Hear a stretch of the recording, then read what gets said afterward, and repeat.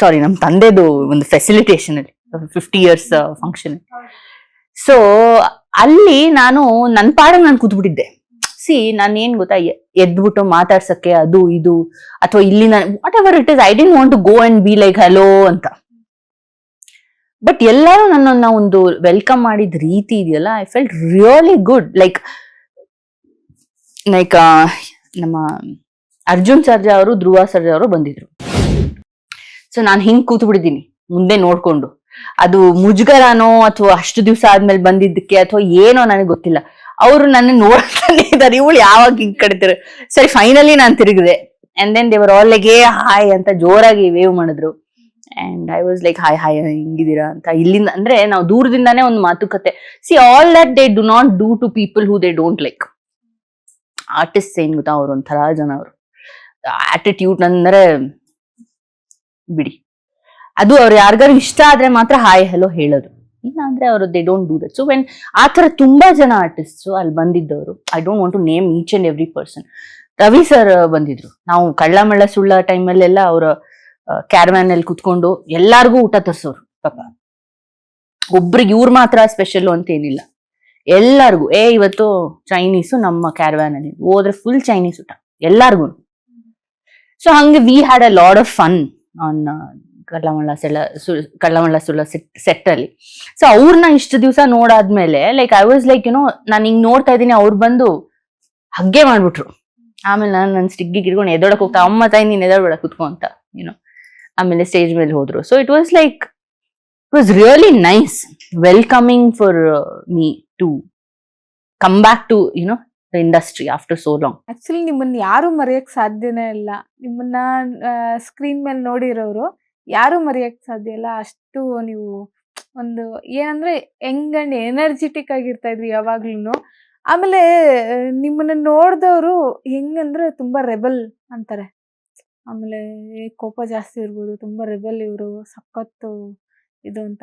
Actually ಹೆಂಗೆ ಋಷಿಕ್ ಅವರು? I tell you what, ರೆಬೆಲ್ಲು ಅವು ಇವು ಅಂತೆಲ್ಲ ಏನಿಗೆ ಬಂದಿದ್ದು ಅಂದ್ರೆ, ನಾವು ಸತ್ಯ ಹೇಳ್ತೀವಿ ಒಂದ್ ಸ್ವಲ್ಪ.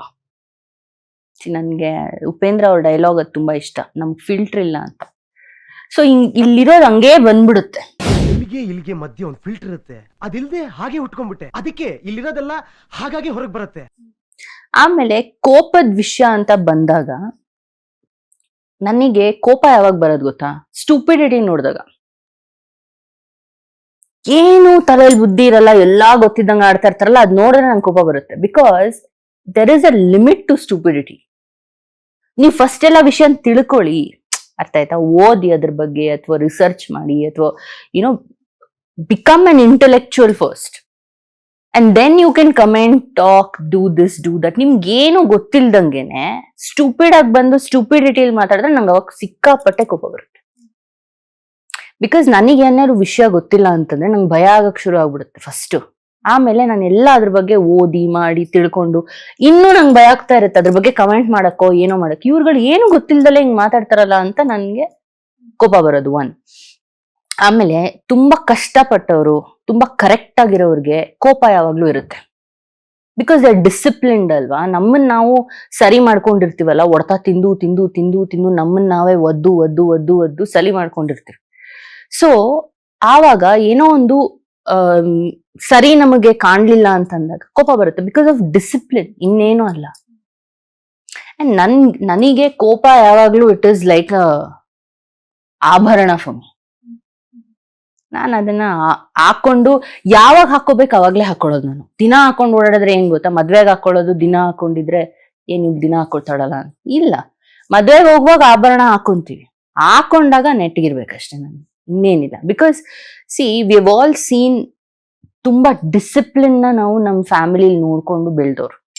Weather it is my father or my brother or my mother, 3 ಜನನು ಕ್ಯಾರೆಕ್ಟರ್ಸ್ ಇಲ್ಲಿ. ಅವ್ರ ಡಿಸಿಪ್ಲಿನ್ ಇಲ್ಲ ಅಂದ್ರೆ ಅವ್ರ ಕೈಲಿ ಆಗೋದೇ ಇಲ್ಲ.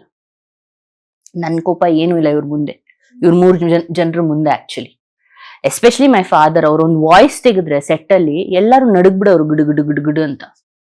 ಸತ್ಯವಾಗಿ, ಲೈಕ್ ನಾಟ್ ಬಿಕಾಸ್ ಏನೋ ಸುಮ್ನೆ ಹೆದರ್ಬೇಕಲ್ಲ ಅಂತ ಹೆದರ್ತಾರಲ್ಲ, ಹಂಗಲ್ಲ. ನಾನ್ ಚಿಕ್ಕವಳಿದ್ದಾಗ ನೋಡ್ತಿದ್ನಲ್ಲ ಕುತ್ಕೊಂಡ್ ಸೆಟ್ ಅಲ್ಲಿ, ಅವ್ರು ಒಂದ್ಸಲಿ ಅಂತ ವಾಯ್ಸ್ ತೆಗ್ದಿದ ತಕ್ಷಣ ರೆಡಿ ನೆಂಟ್ರೋ ಸೈಲೆನ್ಸ್ ಅಂದ್ಬಿಟ್ರೆ ಸಾಕು, ಸೈಲೆನ್ಸ್ ಅಲ್ಲಿ ಒಬ್ರು ಮಾತಾಡ್ತಾ ಇರ್ಲಿಲ್ಲ. ಸೊ ನಮ್ಗೆ ಕೋಪ ಎಲ್ಲ it is in the blood, because it is not exactly ಕೋಪ, it is discipline disguised as ಕೋಪ ಅಷ್ಟೇ, ಡಿಸಿಪ್ಲಿನ್ಡ್ ಅಷ್ಟೇ. ಆಮೇಲೆ ಏನ್ ಗೊತ್ತಾ, ಕೋಪನ ನಾನು ಜಾಸ್ತಿ ತಲೆಗೆ ಹಚ್ಕೊಳಕ್ ಹೋಗಲ್ಲ. ಅದ್ ಯಾವಾಗ ಬರ್ಬೇಕು, ಅದ್ ಎಲ್ಲಿ ಬರ್ಬೇಕು, ಅದ್ ಎಲ್ಲಿ ಬಂದ್ ಅದ್ರ ಕೆಲ್ಸ ಅದ್ ಮಾಡ್ಬೇಕೋ ಮಾಡ್ಕೊಂಡು ಹೋಗ್ತಾ ಇರುತ್ತೆ. ಸೊ ನಾವು ಅದನ್ನ ನನಗೆ ಕೋಪ ಇದೆ ಅನ್ಕೊಂಡ್ ಕೂರಕ್ ಆಗೋದಿಲ್ಲ. ಅದ್ ಬಂದಾಗ ಏನ್ ಗೊತ್ತಾ, ನೀವು ತಡೀಲಿಕ್ ಆಗಲ್ಲ ಅದನ್ನ. ಈಗ ನಗು ಅಂದ್ರೆ ನಾನು ಸುಮ್ನೆ ನಗ್ಬೋದು, ಕೋಪ ಬರ್ಸ್ಕೊಳಕ್ ಆಗುತ್ತಾ ಸುಮ್ನೆ? It is another god gift ಅಷ್ಟೇನೆ.